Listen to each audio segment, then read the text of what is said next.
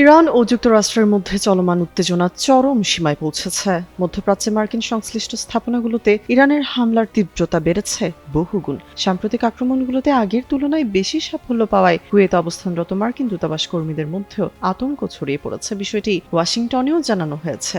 মার্কিন সংবাদ মাধ্যম সিবিএস এর প্রতিবেদন অনুযায়ী কুয়েতে দূতাবাসে বড় ধরনের হামলার আশঙ্কা করা হচ্ছে। নিরাপত্তা নিশ্চিত করতে বৃহস্পতিবার থেকে শুক্রবার রাত পর্যন্ত কর্মকর্তাদের নিরাপদ স্থানে সরিয়ে নেওয়ার প্রক্রিয়া চলছে। একই সঙ্গে দূতাবাসের গুরুত্বপূর্ণ নথি ও তথ্য ধ্বংস সহ গোপন সার্ভার মুছে ফেলার জরুরি নির্দেশ দেওয়া হয়েছে।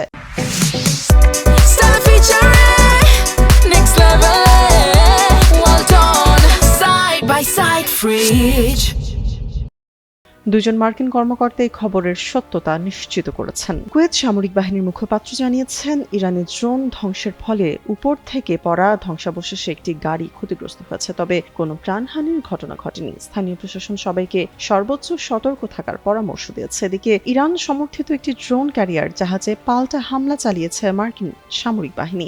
যুক্তরাষ্ট্রের সেন্ট্রাল কমান্ডারের দাবি অনুযায়ী হামলার পর জাহাজটিতে ভয়াবহ আগুন ধরে যায়, তবে হামলাটি ঠিক কোথায় চালানো হয়েছে সে বিষয়ে স্পষ্ট কিছু জানানো হয়নি। শুক্রবার আল জাজিরার প্রতিবেদনে তথ্য জানানো হয়।